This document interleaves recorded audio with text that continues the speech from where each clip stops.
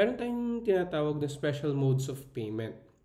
Okay, bakit siya special mode? Because hindi siya conventional. Um, Hindi siya yung common na, okay, babayaran na kita, ganyan. Uh, Hindi lang siya, kumbaga, hindi siya basta-bastang, hindi siya simple kind ng payment. Okay? One kind of payment which falls under special modes is itong application of payment. Now, when we say application of payment, ito yung ano, pipiliin ni credito, kumbaga maraming utang si debtor at pipiliin pero is lang ang creditor niya.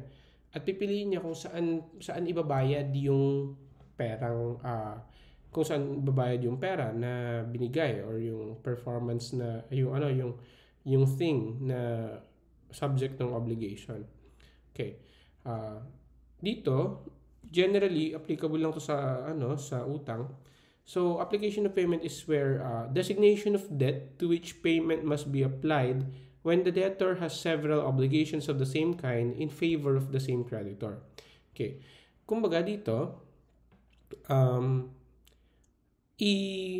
kumbaga kung maraming utang yung tao, saan mo ilalagay yung binayad niya? Kunwari nagbayad ng partial.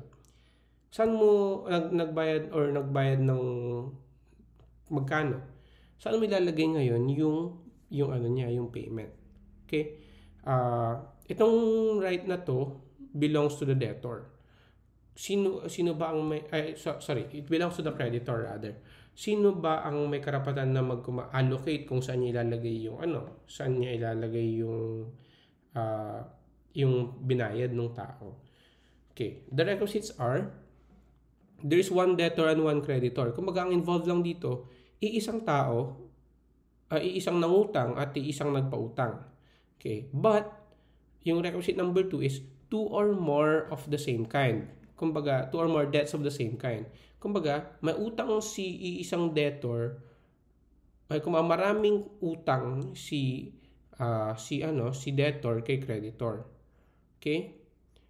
Next, all debts are due. Kumbaga, lahat na ng utang na yon, yung two or more na utang na yon, ay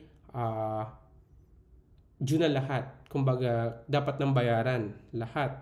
Okay. And 4, the amount is not sufficient to pay the total amount of debt. Kumbaga, yung dito, nag-apply lang application of payment kapag hindi sapat yung binigay na pera. Pag di sapat yung binigay na pera para ma-cover yung kabuuan ng utang. Okay? So there. So what can be an example? Example ako, meron akong utang kay Maria. Una, nangutang ako ng 5,000. Pangalawa, nangutang ako ng 3,000. Pangatlo, nangutang ako ng 2,000. Okay. Now, pwedeng iba-ibang araw yung utang na yun. Iba-ibang araw, iba-iba ang interest ng utang na yun. Ganyan. Iba-iba ang basically iba-ibang klaseng utang. Pero all the same, utang pa rin, pera lahat, pare-parehong kinds. Okay? So, ayan. Tapos magbibigay ako kay Maria, Maria, tanggapin mo nga itong 6,000. Okay. Instead na 10,000 ang kabuuan ng utang ko, 10,000 yung kabuuan ng utang ko, pero ang mababayad ko lang for the meantime ay 6,000. Okay. Question. Saan ilalagay ni Maria yung binayad kong 6,000? Saan niya ilalagay dapat? Aling utang dapat doon yung paglalagay niya ng pera? Okay. Now, na ano ba natin? Pwede ba tayong mag-application of payment dito? Check natin. Okay. One debtor and one creditor. Tingnan natin yung requisites ha. Okay. One debtor and one creditor. Yes, ako lang yung debtor. Si Maria lang yung creditor. Two or more debts of the same kind. Yes, 3 beses ako nangutang kay Maria. Pare-parehong pera. So, 5,000, 3,000, 2,000. Okay.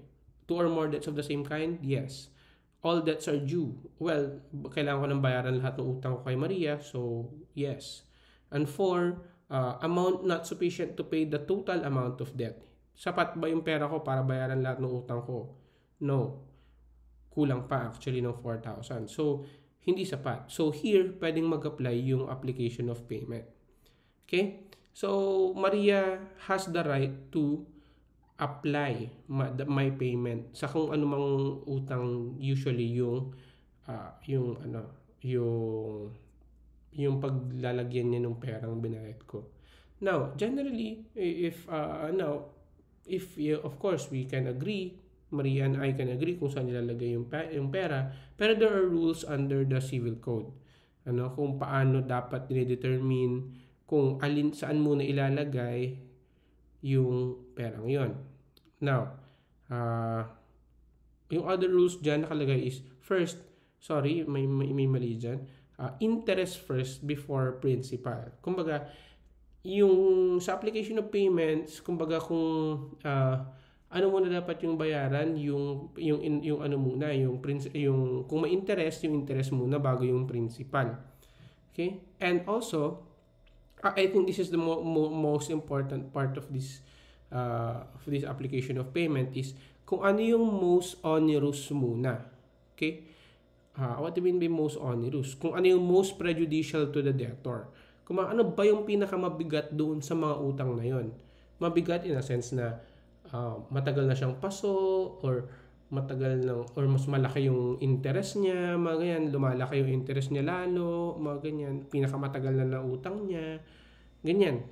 All of these factors are factored in there. So, for example, dun sa example ko, kung pinakamatagal ko ng utang ay 5,000 at nag-earn yun ng interest na medyo malaki-laki kumpara dun sa dalawa pang utang, more likely, ilalagay yun doon sa mas onerous na utang. Doon sa mas mabigat para sa akin na utang. Okay. Yung mas mabigat, we mean yung mas malaki yung interest, mga ganun. So, those are the rules of on the application of payments. Another special mode of payment is what is called cession or assignment. Here, the debtor abandons all of his properties for the benefit of the creditors, and the proceeds thereof shall be used to pay the latter. Okay. Dito naman, sa cession or assignment, yung debtor, yung nangutang, isusurrender niya na lahat yung kanyang property para sa mga creditors niya. Okay? At kung makaka naman na mapagbentahan ng mga properties niya, yun ang gagamitin to pay for the debts that he has. For example, ako, marami akong kinautangan. Marami akong utang. Pwede kong i-surrender na lahat ng properties ko sa mga creditors. And then bala silang magbenta, and kung mapagkano pagbentahan nila, that will form part of my payment. Of course, hindi naman yun buong kung hindi sapat, mayroon pa rin naiiwan doon sa utang. Okay. The requisites are, para ma-apply itong session, kailangan mo na ma-satisfy itong requisites na to. Una, there is a plurality of debts and creditors. Kumbaga, maraming utang, marami akong utang, maraming utang yung isang tao, at marami ring nagpautang sa kanya, iba-ibang tao. Okay? Pangalawa, kailangan partial or relatively insolvent yung debtor. Wala na siyang pambayad. Kumbaga, he does not have enough assets to pay for debts. And pangatlo, there must be an acceptance by of the session by the creditors. Kailangan nag-agree yung mga creditors na sige, kunin na natin yung mga properties niya, benta na natin. Mga ganun. Para yung proceeds ng payment ay yung proceeds ng kung magkano man ang makukuha nila doon, paghati-hatian nila as creditors. Now, what is the effect of this? The effect is partial extinguishment of the obligation. Kumbaga, kung magkano yung makuha nilang ah, amount doon sa pagbebenta nila nung mga properties niya, it may partially extinguish yung, kumbaga parang mawawala yung obligation niya to a certain extent kung magkano yung amount na yun, ano. Uh, there's no transfer of ownership to the creditors. Kumbaga, di ba, ang sabi natin kanina, i-surrender nung umutang doon sa creditors. Pero, hindi yung mismong bagay na yun ang kabayaran. Ang kabayaran ay kung magkano yung makukuha nila pag binenta nila yung bagay na yun. Kumbaga, there's no transfer of ownership. Hindi ibibigay nung tao yung property or yung thing doon sa creditor. Ibebenta ng mga creditors lang yung pera niya, ay yung mga gamit niya para may makuha silang proceeds. Okay? Kasi kung binigay ni debtor yung bagay, iba na yun. Ibang type ng special mode na yun, which we'll discuss later. Ano? So here, in cession or assignment, walang transfer of ownership to the creditor. Okay? Yung mga bagay na that are set to be sold, kung magkano man yung pagbentahan, ang mapupunta dun sa creditors ay yung pagbebentahan, hindi yung thing mismo. Okay? So that is cession or assignment. Next is, okay, ito yung nasabi ko na last time. Tender of payment and consignation. Ito yung kapag parang yung dito kasi in this case, ayaw tanggapin ni creditor yung payment, which is just like what we said, before one can be in delay, which is more accipienti, delay in the acceptance of the performance, kailangan muna ng tender and consignation. Ano ba tong tender and consignation na to? Kung in tender, yung manifestation made by the debtor to the creditor to immediately comply with the obligation. Kumbaga, may pasintabi si debtor na, ito na, babayaran na kita. May intention na si debtor na magbayad. Sabihin niya na kay creditor na babayaran na siya. But kung ayaw ni creditor na tanggapin yung bayad ni debtor after tender, kailangan may sumunod na step, which is yung consignation. Okay, so again, here kapag may tender, tinanggap ni kapag may manifestation or may pasabi na babayaran na kita at tinanggap ni creditor yun, no problem there. Extinguished na siya by simply paying, Pero kapag ayaw tanggapin yung tender of payment ni debtor, you go with consignation. Okay? So what is the consignation? Consignation is the deposit of the object of the obligation in a competent court after refusal or inability of a creditor to accept tender of payment. Kumbaga, if the creditor the debtor offered to pay, ayaw tanggapin ni creditor, the debtor can do consignation, or the debtor can consign the thing sa court, which means na pwede niya itong iwan sa court kung ayaw tanggapin ni creditor yung tender of payment ni debtor. So again, tender of payment yung offer na pagbayad, consignation is yung paglalagay sa court kung hindi niya tinanggap yung tender of payment. Okay? So laging magkasama yan kasi kung hindi pwedeng magkaroon ng consignation kung walang tender.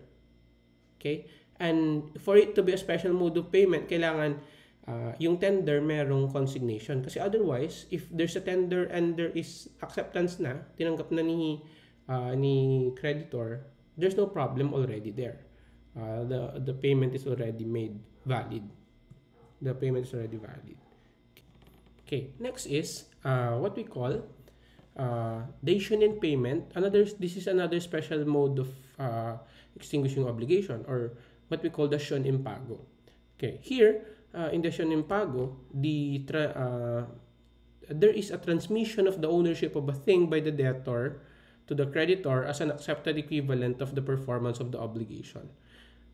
Kung yung kanina sa assignment sa session or assignment hindi na transfer yung ownership ng bagay, here sa dasyong Empargo ang meron ng transfer of ownership ng thing. Okay, here's the difference dun sa again gaya nung sa session na diniscuss natin kanina, session or assignment, ipapaubaya ni tao yung property niya sa papaubaya ni tao yung property niya dun sa creditor niya. Yung creditor magbebenta nung thing at kung magkano yung proceeds nun, i-apply yun sa payment, i-apply yun sa debt. Here in dasyong Empargo, ang ibabayad talaga is thing. Ibabayad talaga yung bagay na yun.